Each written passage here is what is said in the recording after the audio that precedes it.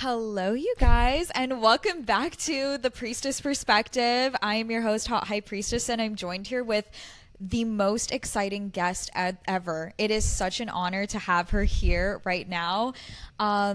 We have Samantha Daily here, who will introduce herself in a minute, but she is truly such a legend in the online business world, in the mindset manifesting world. And it is, guys, if you're listening to this episode, it did not find you by coincidence. It found you for a reason. And I am so excited to jump in and get to know more about Samantha. Samantha, do you want to introduce yourself? Yes. Oh my God. Hello, Priestess fam. I feel so lucky to be here. I'm also such a fan of your work and love you and just am obsessed with you. And so, yeah, I'm really, really excited to be here. I am a business coach. We've obviously worked together in the past, and I started out really in like mindset manifestation. And then once I had kind of like grown this business, my clients naturally started to ask me more about like how I was creating a purpose-driven business. Once their minds were cracked open to what was possible in the world, and they started changing their worldview and seeing more opportunities and wanting to escape the matrix, if you will, like it just kind of naturally flowed that they were like, I want to do this too. Like I want to do something that I feel lit up about. And so, yeah, that kind of like just naturally led some of my life and mindset coaching clients into more of like the business space. And I really found my footing there, and I thrived in that arena. And like, I felt so lit up when I started teaching business. And I think, you know, what makes the way I approach business kind of unique is I love strategy, and I'm so anchored in the masculine energy, but I also am a spiritual girly. And like business with me is where strategy meets spirituality. And it's that like fusion of the masculine and the feminine. And that's like my favorite place to live, is like right in that sweet spot in the middle. So yeah, and now I get to coach amazing people like you and run masterminds and host retreats. And I also have a podcast, which is a huge part of my brand. And yeah. Oh, I love where strategy meets spirituality is amazing. Guys, if you're listening to this episode, you are so lucky. In my opinion, I feel like anyone can learn the strategy. Anyone can pick up an Alex Hormozi book or watch one of his videos or take a course on how to build a course or a business or whatever. But not everyone can develop the mindset that is necessary to build a successful business. So how have you implemented the mindset and the feminine energy into your business? Throughout my life had that sort of like I would say like my default, my like coping mechanism was like the masculine. And so when I decided to like change my whole life in a sense and decline my corporate job offers after graduation, moved to Europe on a whim for a guy that I met on Tinder. I kind of like dated him throughout, like while I was living in Spain, studying abroad for a couple of months, thought I would never see him again. But then I was like, oh my gosh, I don't know if I want to go into corporate. Like, do I really want to work in PR? Like, I don't even know anymore. Like, once you start to travel and you like expand your mind, like, and you see other like ways of life and ways of thinking and, people that just have a different perspective on what's important and priorities, like you're like, your mind, your consciousness is completely expanded. And now you're questioning everything that you once believed. So that, like me studying abroad and like living in another country, was the thing that I think made me question how I had always done things and what I always thought was the path or like what was right or what I should do. And that was probably the catalyst to me adopting more of like a spiritual mindset and like getting into some of that stuff, because I had to trust myself, which is a huge element of manifestation and feminine energetics, is figuring out, how do I trust myself in the unknown? That's walking by faith. That's believing in what you can't see. And I had to do that in order to be able to decline my corporate job offers and be like, hey guys, parents that, helped me fund this degree, and everybody who's going off to their jobs and talking about their salaries, like, I'm actually not doing that. I'm going to go move back to Spain and earn a poverty wage and teach English in the schools and date this guy that I met on Tinder. Like, like that didn't sound like the best idea to a lot of people, but it really challenged me to like be in my self-trust, to be in my self-belief. You moved to Spain, you declined your corporate job offers, you took a huge risk to essentially embark on this other life in a place that like you were kind of starting over. Something I think that's really important to becoming a successful person in general, but especially a business owner, is you have to consistently take risks. You have to consistently invest in yourself, trust in yourself, and take that leap of faith. So I wanted to ask if you have any advice to the listeners, like how can they trust the process? What has the role of investing in yourself and your business played, and taking risks played in the grander scheme of your success? I mean, risk is such an essential ingredient to success, point blank, period. If you don't have a high risk tolerance, you have to start somewhere, and you got to work on developing one. Like, you're not going to get where you want to go if you're like afraid of every single risk. So it starts with like doing something that feels risky to you, right? Like my version of risk and your version of risk is going to be different than Susie walking on the sidewalks version of risk, right? Because I don't know anything about her life or her experiences or what she's done yet. But it's like finding the risk that you can start with, where you're like, this is, I can metabolize the idea of this potentially not working out. I can metabolize the idea of maybe like losing this amount of money, but I'm going to choose to trust myself and believe in the process. And I think what people mistake when it comes to risk is they think like, okay, so I have to have enough trust in order to take this risk. And trust means knowing that it'll work out. So I just need to like convince myself that it's all going to work out. And I need to really, really believe that everything's going to go perfectly. It's going to work out exactly as I want it to, and nothing bad will happen. That is not true self-trust. And if that's what you're trying to cultivate every time you're going in to take a risk, then you're not going to take the amount of risks or the level of risk that is required. So true self-trust is not like, oh, I'm going to convince myself to believe that like everything's going to work out. It's, no, I actually have a really balanced view of how it could go right and also how it could go wrong. And either way, I trust myself enough to be able to figure it the fuck out.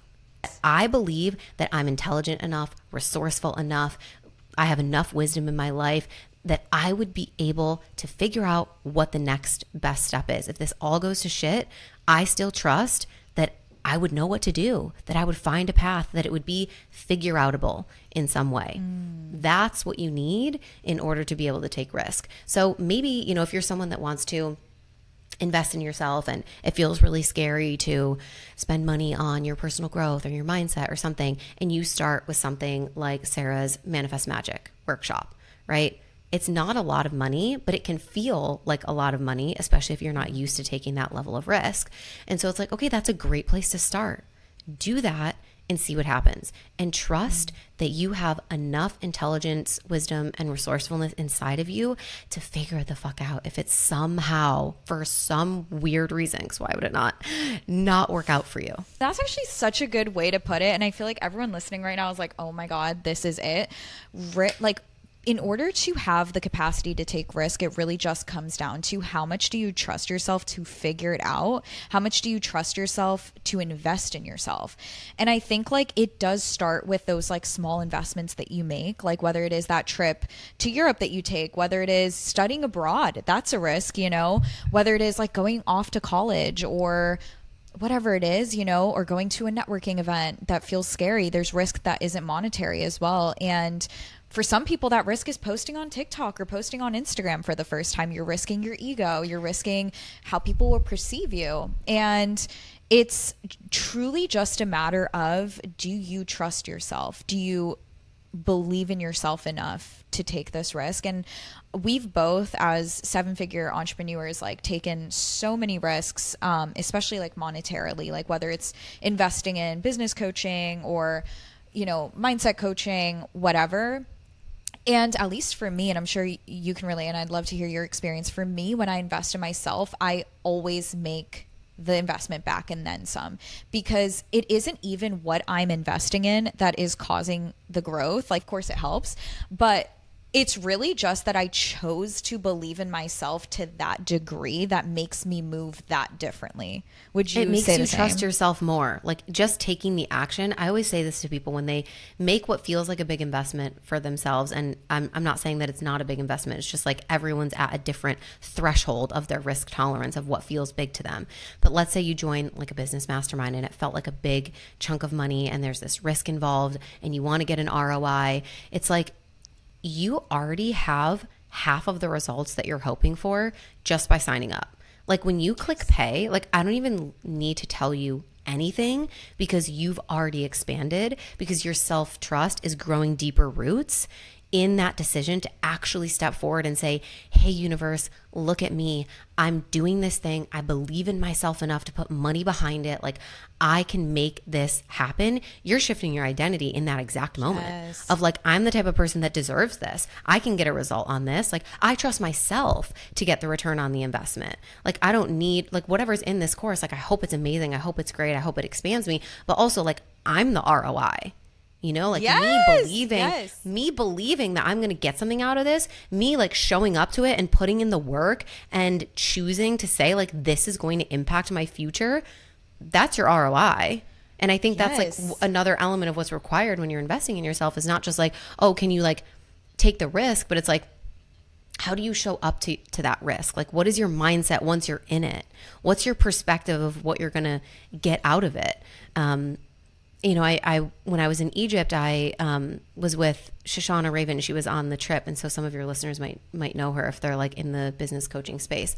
And she, you know, she's like an 8-figure business owner, and she's like her growth is quantum crazy, and she's like one of the funnest people because her personality is just so like anti like anything that you've thought you need to do in order to be successful, and like she's the proof that that's like happening. And she always talks about her partner and how he is the type of person that will invest in literally anything because he knows that if he can get even just one nugget of wisdom out of it, he can make it change his life. And she was talking about how he attended this like masterclass and he like didn't particularly like it that much. He didn't think it was that great. And then he was at the end, he was pulling out his credit card and he was buying the program that was pitched. And she was like, I thought you didn't like the guy. I thought you didn't like the thing. Like, why are you buying it? And he was like, of course I'm buying it. Why would I not buy it? Like, I'm going to be the person that collects all of the gems of all of the pieces of knowledge. And I'm going to be the person that like no one can compete against. Because even if there's one thing inside of this, I will make it turn into an ROI for me. And so there's this idea of like, yeah, what is your self-concept when it comes to how you're going to approach things and what you're going to get out of it? And do you believe that you can get the ROI regardless of what the material is that you're being given? Oh, my mind is blown. Guys, this is the episode. Like, this is the episode. No, literally, it's so true. It's like radical self-responsibility too, is no one talks about it, but like when you invest in yourself, it's like, number one, you trust yourself enough to make the ROI. It's exactly that. It's like, I believe that any money I place into my own future will always net an ROI because I am the best bet I can make on myself, you know?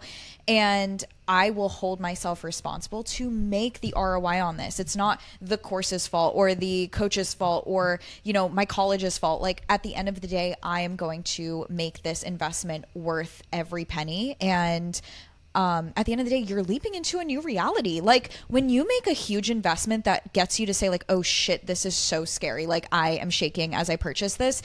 That's where change starts. Like when I posted my first TikTok and it was blowing up, it was so freaking scary. I was like, I mean, it's exciting, but it's also scary because people are perceiving you differently. There's a big like investment you're making in yourself there where you're like risking everything, you know? And that's where the fun begins. That's where okay, I'm now choosing and affirming with my tangible reality that I am now a new person. I'm leaping into a new identity. This is how the rich version of me walks, talks, and acts. She's not scared to hit send or pay or whatever. So it's the moment, it's the moment that you've decided that's what's happening. Yeah. Is like when you take the risk, when you post the thing, when you invest in the course, whatever it is, it's like, that's the concrete, tangible way for you to like literally show the receipts to the universe of like, I decided, see, this is who I am Yes. now. I deserve this. Like, boom, like, see, receipts. I did it.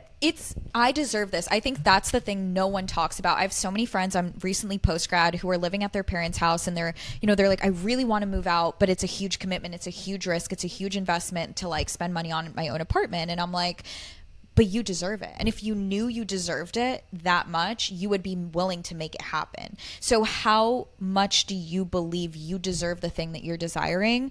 And are you willing to invest in it? Right. And I think that's what it comes down to. Do you believe you deserve to be a 7-figure business owner? Do you believe you deserve to live on your own and be the authority of your happiness? And that's where it starts. And what I think so often happens with a lot of people is like they put one foot in so they can get one foot out, like people don't go all in. And so do you have any advice for the person who is scared to go all in on their dreams, to make the investment, to take the risk, to do what's necessary, whether it is move abroad or it is, whatever? Yeah. Well, to your point about like believing that you deserve it, there's a whole other, like I talk about this a lot, like the concept of like invisible ROI. So there's a whole set of things that you could get from something that you can't even see yet. And I think that's one way to help people actually go full throttle and go all in on something. So to your example of someone that's like wanting to move out, but they're like, oh my gosh, it's a lot of money. It's a big expense. Like, do I deserve it? It's like, yes, you deserve it. And how much does environment impact your creativity? How does it impact your work life? How does it impact your happiness?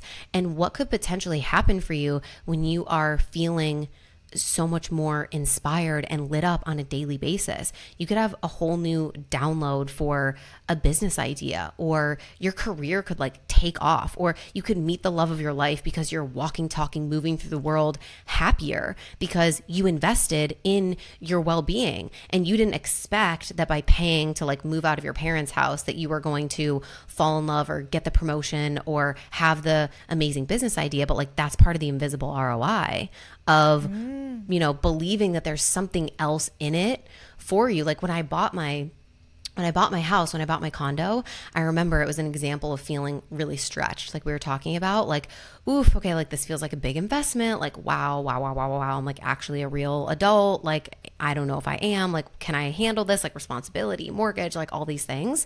It was so crazy. And then like, I spent like $200,000 in a day, which I'd never spent that amount of money in my life. And it's like, you have to have the mindset to go into that. And again, like we were talking about, like every dollar I spend comes back to me multiplied. And so I was thinking about the invisible ROI of having my own space, of like loving where I live, of living across the street from the beach, of being able to walk on the beach and put my feet in the sand every fucking day, of having blue sunshine and palm trees, of having floor to ceiling windows and beautiful views, and like just feeling like I knew and I trusted that that was going to blow up my life, my happiness, and my business in ways that I couldn't even think of yet. And I just had to believe in that. And then the next year was my biggest financial year ever. Is it a coincidence? Like, I'm sure there's other things involved, but it's like, lean on the invisible ROI of making those choices, and it will help you take more risk and really go all in instead of trying to be like half in, half out. I think the half in, half out thing is you are trying to live in faith, but you're walking in fear. So your mind is like, I should be faithful. So I should try to do this thing. And then you do it halfway, and then you decide to walk in fear, which is like, and let me pull back and let me retract and let me like kind of do it, but like not all the way. So you're thinking in faith, but you're walking in fear. And that's never going to get you where you want to go. Wow, guys, my mind is blown. Guys, go DM Samantha if your mind is blown right now, at Samantha Daily on Instagram. But this is crazy because I talk about this all the time with my friends, like the invisible ROI. That's such a good way to put it, where it's like, honestly, most of the times the investments you make in yourself aren't going to immediately net like tangible results, like, monetarily or whatever, but the result you feel for like peace of mind, happiness, to me, that's priceless. Like living at your parents' house, if that's causing you distress, depression, anxiety, what is the price you place on peace? And is that worth $1,200 a month. You know, like you've got to ask yourself, what is the price of my peace? What is the price of my happiness? And that's how I've made so many of my decisions. I chose to move abroad, or not move abroad, but go to college in a different state with $0. I was taking out so much student loans. I had no way to pay off the student loans. I didn't think I ever would. But to me, the price of peace to move away from my, you know, environment was priceless. So I was like, okay, yes, it's going to cost me however many years to pay it back, but it's worth it. Like, to me, it's worth it. So for the people listening, I want you to ask yourself, what is the price you're willing to pay on your future, on your vision, right? And are you willing to invest in that? And do you believe in that enough to invest in it? Moving through the world and walking as a worthy woman, like you were talking about, like believing that you deserve that you deserve to be happy, that you deserve to like feel radiant and have, you know, energy and mental clarity. Like if whatever you're investing in is going to help you get closer to that, like you have to walk as a worthy woman, of believing that you're worthy of the success, the wealth, the financial safety, the recognition, like whatever it is that you're seeking, like walking as the worthy woman that deserves that. Yes. And I think what really helps too is like when you have such a clear vision of what life will be, you're willing to do anything to make it happen, you know? So like when you can envision like the palm trees and, you know, the feeling of walking in that neighborhood or whatever it is, you're much more willing to take those risks because it feels so real. Like you can already taste it. Like it feels like, okay, this is the only thing standing between me and that vision. And it really is like knowing that you deserve it. Like I think the one thing I notice common amongst people who don't take risks is they just genuinely do not believe they are deserving of the recognition, the fame, the money, the success, the happiness, you know? And I think that starts with like understanding you are inherently worthy of those things. And why don't you believe you're worthy of those things? Like, where can we uncover that, journal about it, get to know that feeling? Oh, like you and I both have, like, so much of our journey started with that work of, like, you talk about it all the time, self-concept. I call it identity work. It's the same thing. It's like shifting the way that you view the world so that you can become a new version of yourself. Like, yes, as you said, killing off the old versions of yourself. Like, become the person that is worthy. If you feel like a past version of you like wasn't worthy of these things that you're desiring, kill her. Bye. Yes. Bitch, bye. You gotta die. Like, see you later. Like, you in every moment are faced with the decision of like, I can continue being who I am, or I can become someone totally different. You know, Ben Hardy talks all the time about like how personality isn't permanent. And that's such a beautiful concept when it comes to mindset. And it's like, your personality is not stuck in who you've been or who you're being right now. At any moment, you could decide, I'm going to start thinking different thoughts. And it takes intention. It takes work. You might need a coach. You might want to go to therapy, like doing the journaling, the scripting, like all the practices. But like at any moment, you could literally decide, like, I'm killing the old version of myself. I'm deciding to be someone new. I will change my thoughts. I'm going to think differently, which is going to make me act differently, which is going to make me believe differently, which is going to make me expect different results, which is going to help me take the actions that will create those results. And then I will have a whole different life that supports this new identity. And then you'll probably do it again and again and again. And that's the work of personal growth, essentially. Yes. And honestly, like, I don't know. I think like I'm really like getting a download right now that someone listening to this needs to hear it. Like the benefits of what you are investing in, especially if you feel called to it, like joining Top Tier, it was a big investment, and I did it because it felt so aligned. I even sent you a DM before I joined it. I was like, I was literally calling in a mastermind that had an in-person experience, and then you posted the next day, and I was like, okay, well, shit, the universe is making it obvious that this is what I need, you know? And so when you have a desire followed by an opportunity, and if you feel like that is the next step, if you feel like that is aligned, that is not a coincidence, and the universe will support you through that. And quite frankly, I don't think I've ever taken a risk that hasn't to some degree paid off, whether it was down the line, whether it was mentally or, you know, spiritually. Like, there's always a risk that, like, there's always a benefit to every risk you take. And once you start getting into that mindset, that's when you'll be successful, because the thing you have to understand and accept as the law is like success takes risks. So like if you take anything from this podcast right now, like let it be known that in order to become successful, like take it from us to, you know, 7-figure business owners, it takes extreme belief in yourself, and it does take risk. Maybe investment, you know, it takes that as well, but beyond the investment, it takes risk taking and being very comfortable in risk taking and trusting yourself through that process. Well, so speaking of which, because, you know, I think in our journey, we've grown so much and we've experienced so many different stages of business. And I think every stage of business is so different, and our mindsets are different. Our happiness levels are different. Stress levels are different. I wanted to ask, at what stage of your business did you feel the happiest, you think? That's a good question, because I feel like, I mean, last year was like a really explosive kind of year for me. And I think like, yeah, 2022, like leading into 2023, I was like on a really big high because I started hosting in-person retreats. My masterminds were really taking off. I bought my dream home. Like I just kind of felt like things were working. In 2023, the podcast also hit 1 million downloads, which was like such a big milestone. So I think like all of that like growth was very exciting and energizing. And the more that things are working, the more that things are working, because you're like feeding off of it, and you're like, oh my God, like this is so much fun, like woo, like no worries, like, and so you bring that like energy of just like genuine like excitement and enthusiasm and detachment from the outcome, because you trust that things are happening for you. So I think like, yeah, that time period, end of 2022 and like into 2023 was such like that was such a high for me in business.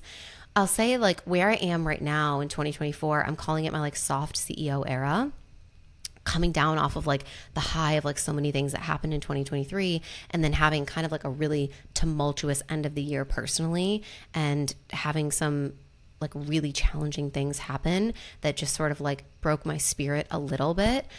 I went into this year being like, okay, I'm calling in a little bit more softness. I'm calling in a little bit more ease, and I'm willing to sacrifice some of the hustle for more of the flow.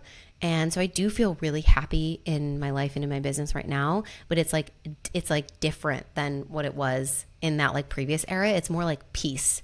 It's more like calm. Like I don't feel like I need to rush as much, and I'm really honoring my pace.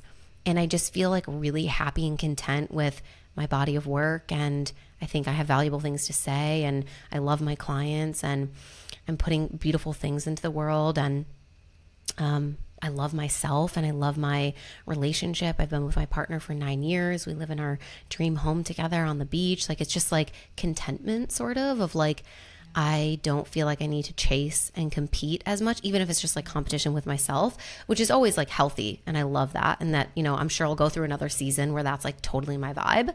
But yeah, there's a lot of like joy and peace in this season of business, which is just a little different from, you know, like 2022, 2023. I love when you started talking about that. I was so happy that you were like the soft CEO era, because I feel like I'm in that era right now too. After I hit my first like 100K month, and like, I don't know, there came a point where I also like realized like how much I value just like and going back to the, you know, invisible ROI, or like the invisible price on something. Like to me, peace and happiness and purpose is the most important human connection, to be honest with you. I think as someone who, you know, has made $1 million, I can say like at the end of the day, so much of that hustle was from a survivalist mindset. And I think a lot of people want the 7 figures, the 8 figures, whatever, but what they actually want is feeling totally financially safe and secure, feeling abundant, being able to have time freedom, adventure. Like they feel like that is the solution that's going to give them all those other things. But like we only ever want something in life because of the feeling that we're expecting that it gives us. Like that's how we really uncover like what's the root of any desire is how am I thinking that this is going to make me feel? And sometimes the way that we think something is going to make us feel is an illusion and is not totally real.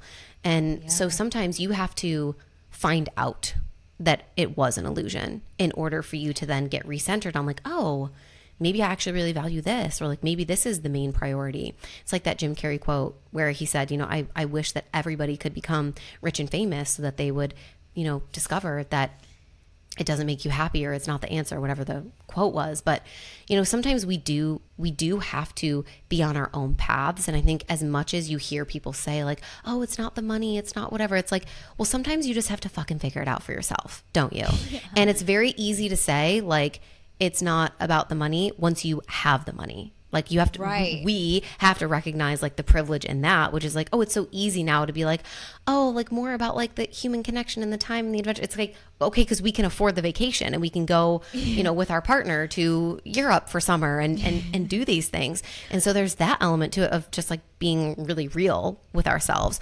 And similar to you know, like I started hitting 6-figure months. I crossed into like 7 figures in revenue in my business. And then it was almost like, it's funny because I think that is really like a threshold for a lot of people, like the 7-figure mark. I was even talking about this with Mel Wells, who I was in Egypt with, but she was like, yeah, like shit changes once you hit 7 figures. Like priorities just, it's almost like you reach this like energetic like checkpoint in like the video game of life where it's like, ding, and then like you just like kind of shift in priorities a little bit, which doesn't mean that like success and, you know, money and financial security and all that stuff isn't important anymore, but it's just like the way that you choose to approach it changes. So I do think that there's like a frequency to it where you're like, oh, like this feels like I've just reached this new understanding of like what's important in life. And like there's things that I deeply, deeply value that I was still embodying, but on some level, like I was sacrificing a bit in order to pursue these, you know, financial goals or success goals or business goals. And you're like, I think it would be nice now to like reintegrate some of that stuff back into my life, but on a larger scale. And so, you know, creating more of like this equilibrium between like when you first start out and it's like all business, all growth, like you've got dollar signs in the eyes, like it's so fun. It's like a game. You're like, you know, you're beating yourself every new level. You're impacting more people. You're reaching more people. You're having more visibility. Like you're seeing more people's lives change. Like you're like on that high. And then you reach that like checkpoint and you're just like, okay, like maybe I can create space for more of those things that I used to like spend so much time on, or like these values that have kind of been backseat values for the past couple of years. And now I get to put them in the front seat. Like that feels kind of cool. Like that feels kind of fun. And it's almost like that's the new level because you've like beat the original level of like, can I be wildly successful? And so it's like, ooh, the new level is, can I be wildly successful and at peace and happy and having thriving relationships and having spaciousness and having free time? So like that becomes the new game, is like, oh shit, like cool, like let me figure this out. At least that's how it was for me. I don't know if you're relating. Yes. Oh my God. This is like, wow, like word for word, everything you said, I'm like, that's hitting my soul right now. And I think the listeners, like the people who are entrepreneurs will definitely get this, especially like people who are crossing into like high 6 figures, 7 figures, because it's like, on the one hand, so much of the fun is the game. It is like, will I be able to do this? Will I prove it to myself? Will I hit this number or these followers or whatever? And then when you hit like the ultimate goal, which I think for a lot of people is like 1 million followers, $1 million, whatever, you start to like ask yourself like, now what? Like I'm not surviving, like barely surviving anymore. Like I'm okay. And at least for me, like I'm not a very materialistic person. Like I'm very chill, like, you know?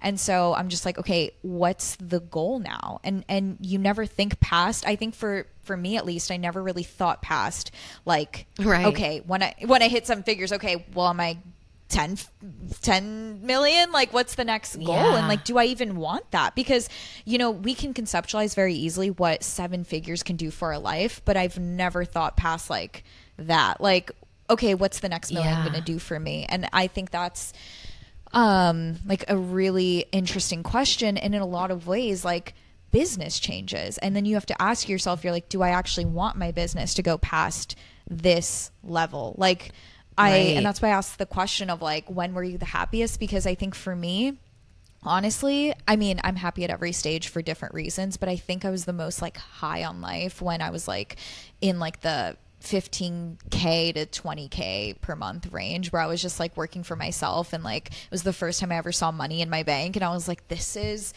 everything, and your business is still to travel. And your business is still relatively simple at that point, so it's like there's not all these like complexities. You're not managing a team. Like, there's like, with all of the new levels of growth come other elements of things that are going to pull from your, you know, your energy bank. So that's like so real. And to your point of like, I never thought, what would I do once I get there? It's like, this has been the big vision for so long. I was on a retreat once, and I don't know if you know Regan Hillier, but she's like really famous for like manifestation. So on this retreat, she like had us do this exercise, and it's called like the vision beyond the vision. And it was like literally getting you to like you go into the visualization, and it's like, you think that you're like, you know, doing the classic like vision of your dream life, and you get all of it. And then she's like, okay, and now what? And like asks that like legitimate question of like, how do you go even bigger? Like, what is beyond like your biggest vision, your thing that you are like working so hard towards, that you think is like the end all be all? Like, once I get there, okay, let's imagine, done. Now what? Yeah. What do you do next? Yeah. And it's such a cool like consciousness expanding activity, because most of us never think beyond our biggest vision. And so it's fun to like challenge yourself with that. And I actually guide people on the top tier immersion retreat through that exercise. We like sit on the beach, we meditate, we go into the vision, and then we do the vision beyond the vision. And it's so crazy. Like it's almost like you give yourself permission to like receive downloads that you haven't been open to yet, because they feel really scary, because it feels really impossible, but it puts you back at like the beginner's stage of how we all felt at the start of our journeys, where you're probably like, that would be so crazy if I had like 1 million followers. And now you have like multi-millions of followers. But it's like you feel that same like innocence again of like, oh my God, like this goal feels like so big. It feels so crazy. Like, I don't know. And a lot of times it changes. It's like, it's not as much about like the money, but I find with, you know, myself and with a lot of my clients, like the vision beyond the vision really becomes about like impact, especially for like heart-centered entrepreneurs that, you know, we're in it for a lot more than just the money, but like really the work that we're doing in the world is about elevating the consciousness. It's about changing people's lives. It's about helping people live happier, healthier, you know, better lives as a whole. And so I think the vision beyond the vision for a lot of people becomes about like, could I be even more influential, but like let it be less about me and more about like how many people's lives could I change? Yes. Wow. Wow. I'm so grateful for this conversation, because honestly, you know how they say it's like lonely at the top, like it kind of is a lot of the times. And especially for me, like I'm 23, my peers are like, you know, in a very different place in life, and that's why I joined top tier, because like I have to be around people that I can relate to, and it's and lonely. You were the like baby in that group, like you were the youngest in that group. Like, I mean, you have to be proud of yourself for that, but like like you have to like go out of your way to like find those circles and those rooms that you can get in where you can have these types of conversations and be expanded, because like it's just straight up statistically, like most 23-year-olds are not going to be able to relate at fucking all to like what you're doing, your life, like your values, like any of it, you know? Yeah. So it's scary. And that's why like I created Rich Bitch Bootcamp. You have top tier. It's like important for us to have people to kind of bounce off of and like relate to, like on an even mental health level. And for me, it's been a very existential journey of like, I now realize looking back, like the fun was and I knew this as I was going through it, obviously, like the fun was fully in the journey. Like it was in the, can I make this happen? It was in the mystery of it all. And then when you actually uncover the mystery, you're like, well, I didn't think past this. Like, and now I'm going through a bit of an existential, I don't know if you would say crisis, but like questioning and curiosity of like, what is my purpose and what do I actually desire past these goals that I've created for myself that I've accomplished so fast? Because on Priestess Perspective, we always talk about how you can manifest using speed and like you can manifest things overnight. But I think it's important to also consider the implications of that and like, what do you want? What are you going to do when you get there? Because every podcast is going to tell you how to lose the weight. Every podcast is going to tell you how to hit $1 million, but no podcast talks about, and what do you do when you hit the million? What's the mindset you have when you've achieved all your goals and you have nothing left? And I think it's especially hard when you're like young or you're, you know, years away from motherhood or like these other goals that we have that are tied to our identity. And so that's been a honest journey for me, like that I'm dealing with, but I think it really helps to constantly keep in mind, okay, what is the vision past the vision? And earlier about like kind of like reaching that like that next like unlock, okay, new level of the game, shifting of priorities, what do I want now, who am I now, like what's the next chapter for me? Speaking of relationships, one thing that I noticed was like throughout my life I had kind of like I had said, like I was doing certain things almost to prove to myself that it was possible. But then once I proved it to myself, I was like, wait, maybe I don't even really care that much about this. And one of those things was like being the breadwinner and like making like all the money. And once I did that and I like became the breadwinner in my relationship, because I wasn't to start out, like my partner was a lawyer in Spain. I was literally living on like the lowest possible salary, like assistant teaching in schools there, which not because I'm not educated, but it's like that was what I had to do in order to be able to be on a visa and be there. So it was just, you know, that's the price I was willing to pay, was like, I'm going to be broke for a while and that's what it is. So we existed in a very different dynamic when we first like got together and I officially like moved to Spain full time, and you know, we were dating from the same city and stuff. But then, you know, over the years of me building my business, like things really shifted and I became the breadwinner and I was making, you know, immensely more than he was. And it was almost like another one of those things where you like check the box and you're like, okay, did it. And then you're like, did I even really want that? Or did I just want to prove to myself that like I could do it? And that's been part of my like soft CEO era too, is like reconciling some of these like old beliefs about, just like, you know, being the feminine partner in the relationship and wanting to surrender to the safety of a man and wanting to have a partner who leads in multiple ways. It's not like all about money, but it's like when you want to be anchored in your feminine energy in relationship and in love, you have to be able to receive. And I think sometimes in business, you get so locked into that masculine, which is like give, do, provide, and produce. And like, then it can be hard, like in your relationships, to actually like surrender to a man's leadership, surrender to his vision, surrender to his control of like letting him plan things, guide things, like book things. Like so many women struggle with that are, you know, successful women, driven women, ambitious women. When you're organized, when you're structured, when you have the strategy, when you know, like you make shit happen, it's hard to like trust somebody else to be like, but they can make shit happen too. And I can just be on the receiving end of that. And so I think that's been a part of, you know, another version of, I guess, like the next level of the video game or the vision beyond the vision is like, just like really metabolizing for myself, like, oh, I guess like I don't really want to be the breadwinner. And just because that's my reality in my relationship, it doesn't mean that anything's wrong, but it's just like realizing where that logic was maybe flawed or it was indoctrinated in the past, and starting to open my eyes to like what that might look like to just like be more soft. Wow.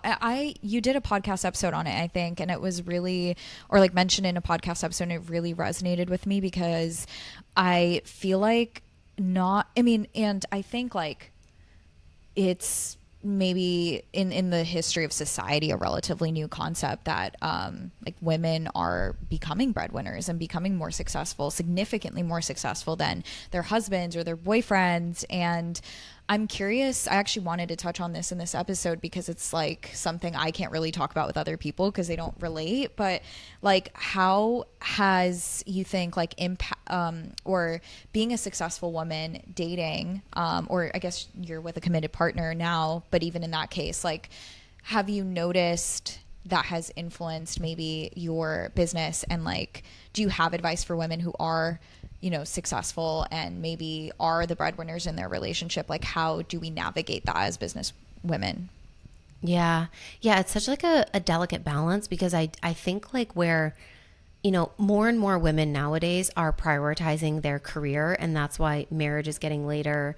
The average age that people have kids at is getting later. And who talks about this? That's like so fascinating. I think, God, what is his name?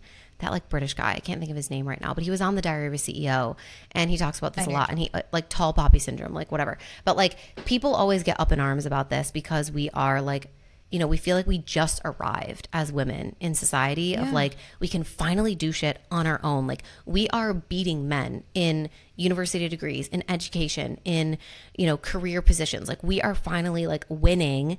And then there's people like me who are like, wait, but like I kind of like don't want that. Like I like the sort of like more traditional like setup, and it really disrupts people's view, and it's a very polarizing concept, which you would think that it shouldn't be, but like it really is polarizing because people think that by you saying that, you know, you don't want to be the breadwinner or you want to submit to a man's leadership or whatever, that it means that you're not a feminist or that you don't believe in women having the same rights as men. And that's like not what we're saying, but it's so crazy how like it's controversial to like want to have like traditional gender roles in your relationship by choice. Like everyone can choose who and how they want to live and love, but like it's weird. People get like all up in arms about you saying that you want to have traditional gender roles in your relationship, which is, you know, who and how you choose to love. So it's interesting, but like, you know, women are outperforming men in so many ways nowadays. And I think that that trajectory has created this phenomenon where like women want someone who's more successful than them.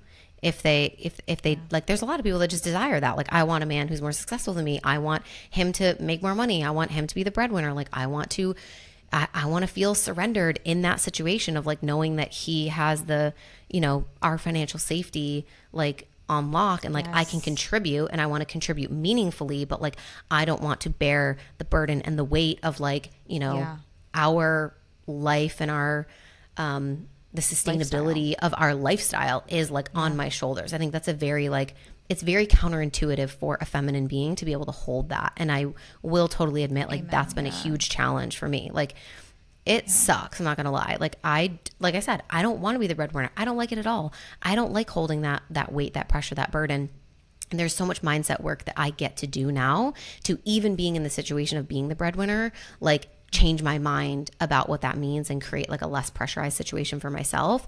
But that being said, like women desire this man that's more successful, and then they look around and there aren't any, or they're taken because those men got engaged or got married because that woman decided like, I'm going to put my career first and I'm going to really work on this, or I'm going to build my business or whatever. And then she like gets to a point where she's like, all right, I'm ready. I have all the resources that I need now to feel safe in a relationship and feel like I can hold my own. And then you look around and it's like, oh, you know, people like met their partners in college and they got married in their early 20s. And like, that's a very, very real phenomenon that's happening. And so I think my perspective, my message in this is it is absolutely okay to know what you want and believe that it's out there for you. And if it's really important that your man, your partner, whoever is more successful than you or carries the majority of the financial burden in the relationship because you bring something else to the table. It's not expecting that from someone because you bring nothing. Every relationship is an economy. So we're sharing and we're giving to each other other resources, and women have so much more to give just beyond financial contribution. You know, we give nurturing, we give, if you want to become a mother, like that is a huge role that we provide in the relationship. We are, you know, so beautifully like thoughtful. We take care of like birthdays, gifts, like details. Like we bring so much value outside of what we can provide monetarily. So I think it's totally normal and okay if you want your partner to take care of that like financial side, because you know that you bring so much value in another area. And what I would say to women who are really career focused, really driven, really ambitious is that you might be closing yourself off from really, really incredible men by setting that as a cold and hard requirement that he must earn more money than you. Because sometimes that's not like the thing that's going to make or break or like save you or be the best for you. So allowing yourself to like broaden your horizons and still be willing to like meet people that like maybe are at your level or even a little bit below, but like trusting that again, the relationship is an economy and like he may bring something so wildly important to the relationship that you're like, I could never live without this. And so you find a way to like make that work together. Wow. That was like one of the most beautifully said things ever. And I like, this episode is like gold, but and first of all, thank you for being so honest in that, because I think this is something a lot of women want to say that we just don't say, because it's like, you know, it's a bit taboo, I guess, nowadays. And I love that you phrased it as like a relationship is an economy, because it is, and there needs to be like mutual give and take and contribution. And I think inherently women provide so much value into a relationship just by her existence, you know, that there needs to be some like contribution from a man's part as well. And I think the thing is, like, it is like, I think a lot of women do desire that like successful man. I definitely do. And I think I have been in positions where I've both dated super successful guys and then guys that I'm way more successful than. And in, you know, there's pros and cons to both. And I think, you know, the other thing that you mentioned, it's like sometimes a man contributes emotional support that supports you through your business better than, you know, what money could provide for you or whatever, you know? So there's different currencies in a relationship, and it's just assessing like what is your highest value, like what means the most to you and who do you become in their presence. And I think that's the most important thing, because if you are on fucking fire, you feel happy, you feel loved, you feel desired, you feel like you could become everything you've wanted to. I feel like that outweighs whatever a man is making. So I really love that you had that, like that you're having these thoughts. And I think like it's something that a lot of women are coming to terms with. And yeah, so I love that. Well, I think that's a great way to wrap up this amazing episode. This is definitely one of my favorite episodes we've had on the Priestess Perspective, you guys. Samantha, everyone go DM Samantha a thank you for being on this podcast. And if you guys want a part 2, DM her too. Samantha, where can everyone find you? Yeah, thank you so much for having me, Sarah. You know, I love and adore you. So yeah, you guys can find me on Instagram is kind of my main platform. It's _Samantha Daily. I have a podcast. Sarah's been on the podcast. It's Makeshift Happen. You can find it on Spotify, Apple, YouTube, all the places. If you're interested in like masterminds, business support, any of that stuff, just send me a DM. You can also visit my website, samanthadaily.com. Yay! Thank you, Samantha. Everyone, go like this video if you're watching on YouTube.